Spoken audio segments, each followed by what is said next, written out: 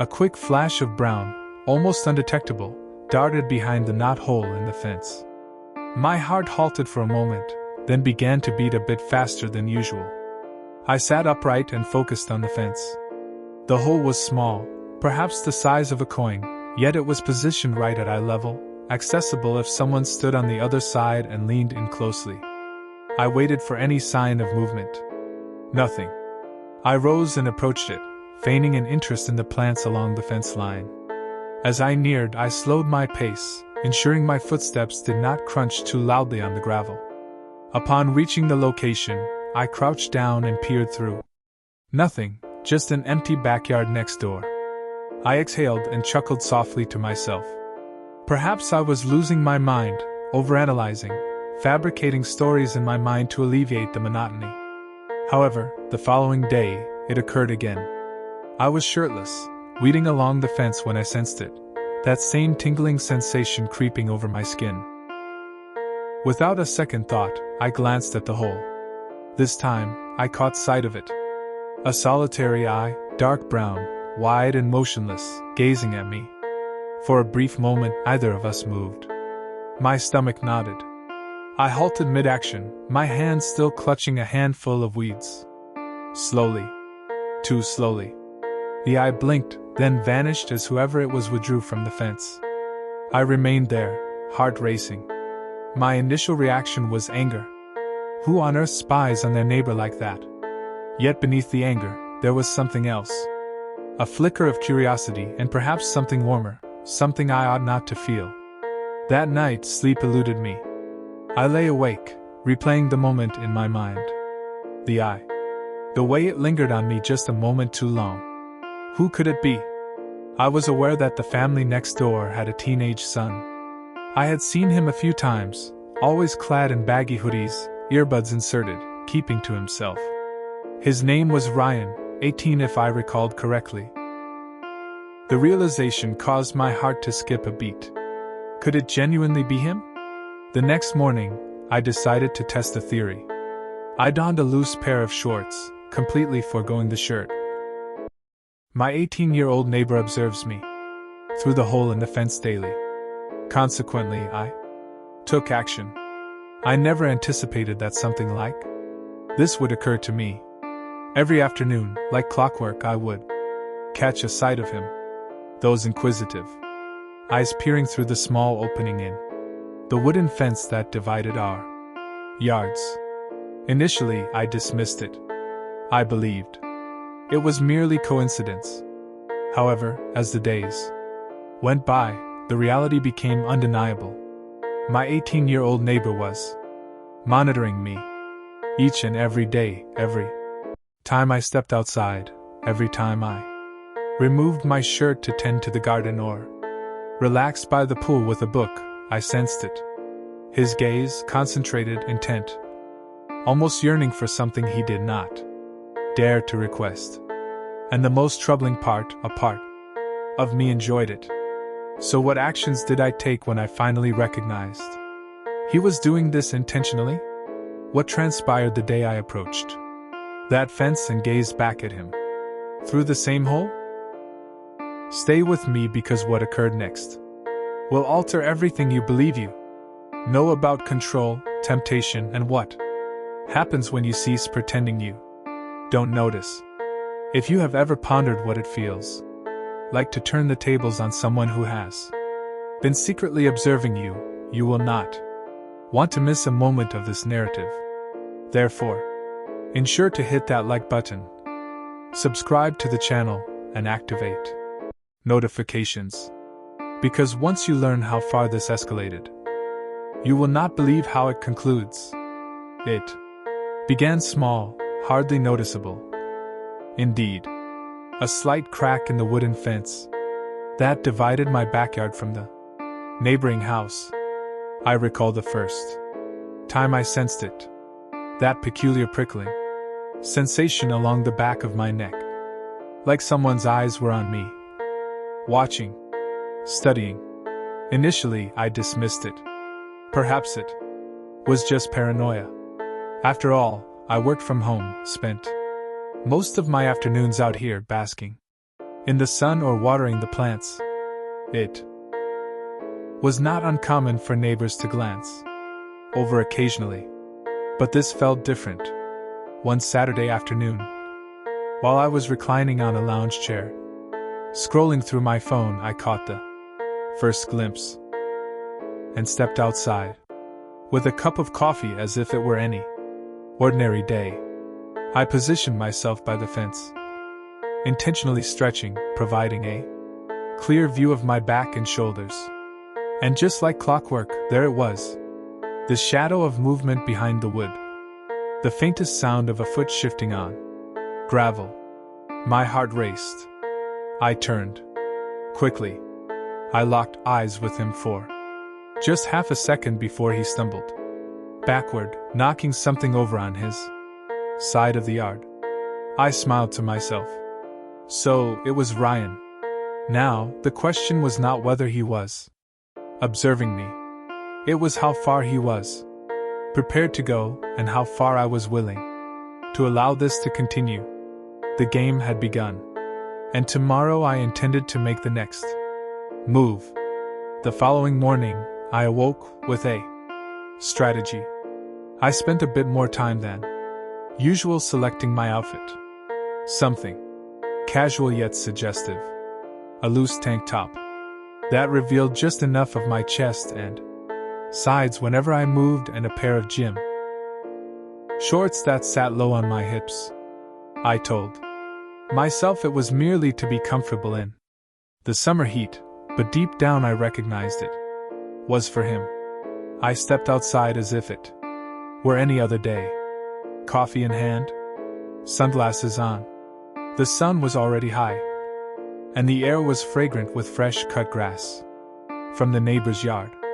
I lingered near the fence. I feigned inspecting the flowers lining the walkway, kneeling down in just the right spot so the hole in the fence was at the ideal angle. I knew he was present. I couldn't see him, but I could sense him. The stillness on the other side, that charged electric kind of silence. I remained there longer than necessary, pulling at the dirt with my fingers, allowing the muscles in my arms to flex naturally as I moved. I kept my head low, but my smile was impossible to conceal. Then, a sound, the soft crunch of footsteps. I froze, my heart racing. Was he approaching?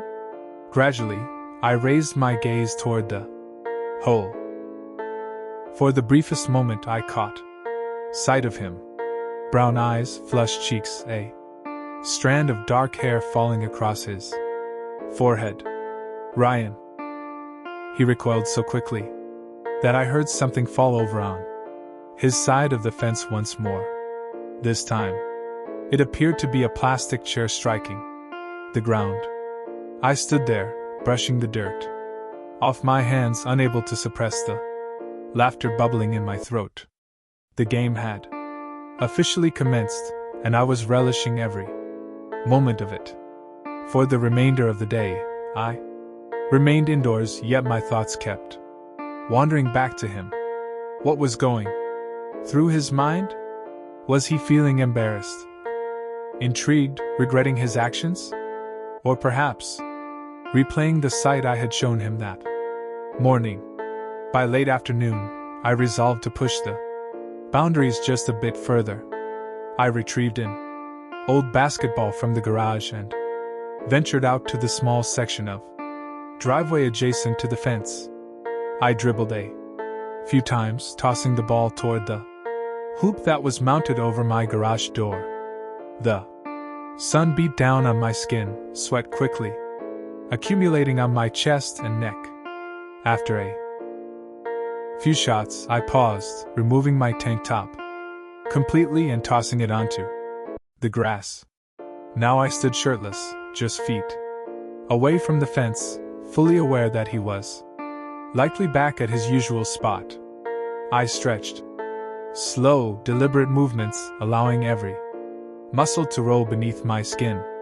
I ran a hand through my hair and turned, feigning a casual glance around. And that's when I spotted him, not through the hole this time, but standing in full view, right in his backyard. He froze when our eyes met, utterly caught. He was gripping a garden hose, as if he had been pretending to water the grass, but the nozzle dangled limply in his hand. Forgotten? I raised an eyebrow, half challenging, half inviting. "Hey," I called out, my voice light, playful. His face turned crimson. Hey," he replied, almost choking on the word. For a moment, neither of us moved. I could see the panic in his eyes, as if he wanted to flee inside, disappear, but something held him there. Something stronger than fear. Perhaps curiosity. Perhaps something more. I stepped closer to the fence, resting my hand on the wood. "It seems we finally caught each other," I said, smiling. His mouth opened as if he intended to speak, but no words emerged. Before he could muster the courage, I heard another voice from within his home. A woman, likely his mother. "Ryan, dinner's ready." He flinched at the sound and turned towards the door, fumbling with the hose and dropping it completely in his haste. "Coming," he shouted in response. And just like that, he disappeared. I remained there, my heart racing, gazing at the vacant space where he had stood only moments earlier. For the first time since this entire situation began, I questioned whether I had overstepped my bounds. Yet, even as doubt began to seep in, one thing was certain. Tomorrow, I would not relent. The following morning, I reassured myself that I would take a step back. Perhaps I would allow him some distance after what transpired the day before. However, that resolution lasted a mere 5 minutes. As soon as I passed by the window and noticed his bedroom curtains fluttering, the familiar urge returned, the curiosity, the desire to probe just a bit more. Around noon, I ventured outside once more. This time, I took a lawn chair and positioned it right by the fence, close enough for him to hear every sound I made, every breath, every slight movement. I reclined, closed my eyes, and allowed the sun to warm my skin. However, I was not truly at ease. Every sense was heightened, anticipating the slightest indication of his presence. And sure enough, after a few moments, there it was, the faintest shuffle, barely perceptible, but it was there. I smiled to myself, then sat up, feigning interest in my phone. I adjusted my chair slightly closer to the fence, then reached up and removed my tank top once more, allowing it to drop to the ground as if it were inconsequential. I tilted my head back, releasing a soft, contented sigh. "Hot day," I remarked loudly enough for anyone nearby to hear. Moments later, I heard something unexpected. His voice. "Yeah, it is." I froze. For a brief moment, I questioned whether I had imagined it, but no. I turned my head towards the fence, and there he was. Standing fully visible this time. No more concealment. No more peering through small holes. Ryan, dressed in a snug white t-shirt that hugged his chest in a manner that indicated he had developed more than I had previously noticed. His dark hair was tousled, as if he had just gotten out of bed. There was a palpable nervous energy in the way he shifted from one foot to the other. I blinked, uncertain of what to say. Before I could formulate a response, he spoke again. "I apologize for yesterday. I didn't intend to, you know." He trailed off, his cheeks turning that same shade of pink I was beginning to recognize. I decided to ease the situation for him. "It's all right," I said, offering a half smile. "I assumed you would show up sooner or later."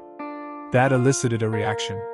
His eyes widened, and he opened his mouth as if he wanted to object, but then closed it again. He ran a hand through his hair, laughing awkwardly. "I suppose I wasn't very discreet." "Huh? Not particularly," I replied, chuckling. softly. A lengthy pause settled between us, the kind that feels both tense and electric. Simultaneously, I could see him, swallowing hard, his gaze dropping briefly to my bare chest before snapping back up. I should probably take my leave, he mumbled, turning to depart. But for some reason, I stood up. Without thinking, I reached over the top of the fence, grabbing his wrist just before he could step away. His skin was warm, soft, yet tense under my fingers. He froze for a moment, 2 moments, 3. Neither of us moved. I felt his pulse quicken beneath my touch, and I realized this wasn't merely in my imagination. He turned slowly, his face now only inches from mine, separated solely by the thin barrier of aged wood and air. His breathing altered, becoming shallow, unsteady. And then it occurred. His other hand lifted toward mine. His fingers grazed over my knuckles. Tentative, exploring. It wasn't a coincidence. I was aware of it. He was aware of it. But just as swiftly, he withdrew. I really must leave, he said, his voice low, almost strained. And before I could respond, he was gone again, slipping inside his house, leaving me standing there with my heart racing harder than it had in months. I remained there for an extended period, gazing at the location where he had just been, my fingers still tingling from his touch, the first time it had happened. I was uncertain about who was pursuing whom at that moment, and an instinct warned me that tomorrow would only escalate the situation. That night I hardly slept. I kept replaying the moment repeatedly. The way his fingers had glided over mine for that single electrifying second. It was not a mistake. It was not merely a friendly gesture. It was something more, something intentional. By the time morning arrived, I had resolved my thoughts. No more games, no more pretense. If he intended to test limits, I was prepared to meet him halfway. I ventured outside earlier than usual, right after breakfast. The sky was still faint, and the air was fragrant with dew and freshly cut grass. I positioned myself by the fence once more, but this time I had my phone and a small portable speaker with me. I set up a playlist of slow, relaxing music and sat cross-legged in the sunlight, my back leaning against the wooden boards. I did not have to wait long. Within moments, I detected movement on the other side. However, today felt different. There were voices, not just his. Another boy, loud and jovial, joking about something I could not discern. I frowned and stood up, curiosity drawing me closer to the fence. Peering through the hole, I glimpsed Ryan and another boy, tall with short blonde hair and a confident grin that caused my stomach to tighten for reasons I could not fully comprehend. They were tossing a football back and forth in Ryan's backyard, both laughing like old friends. I did not recognize the other boy. Perhaps a schoolmate, a teammate. I stepped back, my heart sinking slightly. So, this was how he spent his time when he was not observing me, behaving like any other 18-year-old, socializing, laughing, being ordinary. I attempted to dismiss the feeling, but jealousy weighed heavily in my chest. Then something occurred that intensified my discomfort. They ceased playing. Ryan said something I could not hear, then pointed toward the fence, toward me. The other boy turned, grinning. His eyes narrowed as if he already understood the joke. I became motionless. Were they discussing me? Had Ryan revealed something to him? Shared a tale about the peculiar older neighbor next door? My stomach churned. I picked up my tank top from the ground and turned to go inside. However, just as I reached the back door, a football struck the fence with a loud, echoing thud. I spun around. Ryan was there, gazing at me over the fence with wide eyes. The ball had evidently slipped. Or perhaps it hadn't. Sorry, he quickly called out, his voice cracking slightly. I wasn't aiming for that. The other guy erupted in laughter behind him. I forced a tight smile. No problem, I replied, raising a hand. It happens. I stepped inside, shutting the door behind me with more force than necessary. My chest felt constricted, conflicted. Was he teasing me now, using our little game as a joke to impress his friend? Or was this something entirely different? For the next hour, I paced within my house, unable to concentrate on anything. The more I pondered it, the more it gnawed at me. Every glance, every word, every accidental touch from the past week. Was any of it genuine? I was reluctant to admit it, but I felt hurt. I walked back outside just as the sun began to descend lower in the sky. The yard was now quiet. His friend had departed. The house next door appeared still. And then, a voice came from behind me. Hey! I turned around. Ryan was standing by the fence, but not in his usual spot. He had approached from the side gate into my yard. My heart stopped. He rubbed the back of his neck, avoiding eye contact with me. Sorry about earlier, he said softly. That wasn't cool. I didn't want him to know about, me watching. I remained silent, waiting, until his eyes finally met mine. I don't usually do this, he confessed, his voice barely above a whisper. I couldn't stop. I took a step closer, close enough to notice how his chest rose and fell a little too quickly. And now? I asked. He swallowed hard. Now I don't want to stop. Before I could utter anything further, footsteps echoed from the front of his house. A car door slammed shut. His mother. Ryan, can you assist me with the groceries? His eyes widened in alarm. Without a moment's hesitation, he seized my wrist. For a brief instant, his fingers clutched mine tightly. Then he released me and dashed towards his front door, leaving me there, breathless and more bewildered than ever. As I stood there, watching him vanish inside, I came to a chilling realization. I didn't want him to stop either. The following 2 days were agonizing. I didn't see him, not even once. I checked the backyard every hour like a restless teenager, hoping to catch a glimpse of him. But the curtains in his room remained drawn. No more movement near the fence. No soft footsteps on the gravel. Nothing. The silence drove me to madness. Had I frightened him away? Had that last moment, the way he grasped my wrist, been too overwhelming for him? Or was it something else? Perhaps his friend had mentioned something. Maybe he felt remorse. Perhaps he regretted everything. By the third day, I could no longer endure it.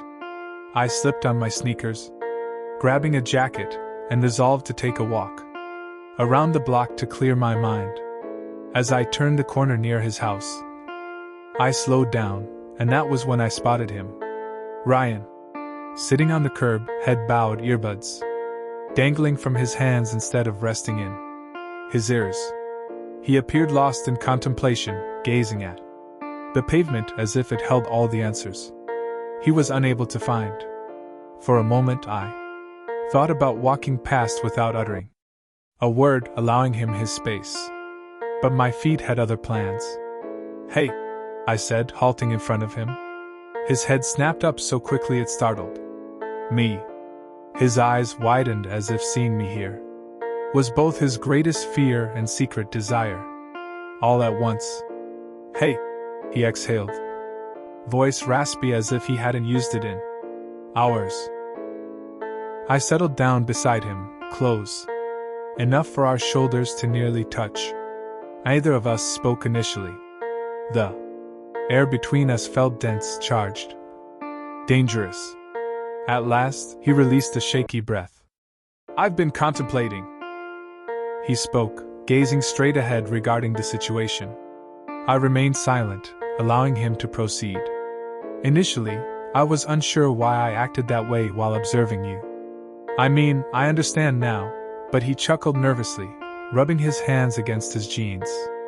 It was foolish and unsettling. I understand if you despise me for it. I slowly shook my head.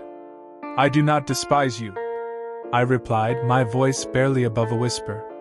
He turned to me, finally meeting my gaze after days of avoidance. I suppose I merely wanted to see you, he confessed, his eyes briefly flickering to my mouth before darting away. And when you noticed, I was at a loss for how to stop. The vulnerability in his tone struck me like a blow to the chest. I swallowed hard. Ryan. Before I could complete my thought, a car horn blared from the end of the street. We both startled, turning to see a neighbor waving from their driveway, completely oblivious to the weight of the moment we had just shared on the curb. Ryan abruptly stood up, shoving his hands into his pockets. I have to leave, he muttered. However, just before departing, he turned back, his eyes filled with a mix of hope and fear, and whispered, Can I see you later? Tonight. I nodded, my heart racing. Yes. As I observed him walk away, I realized that tonight everything was about to change. That evening, I sat on the edge of my bed, staring at my phone. My heart raced with each passing second. Would he arrive? Would he truly follow through? Just as doubt began to creep in, a gentle knock at my back door prompted me to open it. And there he was. Ryan stood there, his hoodie pulled over his head as if trying to conceal himself from the world. But when he looked up at me, his eyes conveyed everything. Without uttering a word, I stepped aside, allowing him entry. The room felt smaller with him present, yet warmer. For a long moment, we stood there face to face, our hearts racing. Then he moved closer, close enough for me to feel the warmth emanating from his skin. His voice trembled as he whispered, I do not wish to hide any longer. Before I could reply, he leaned in, closing the distance between us. Our lips touched, initially hesitant yet intensifying with each passing moment. No more uncertainty. No more barriers separating us. No more hidden truths. Just the two of us. At last.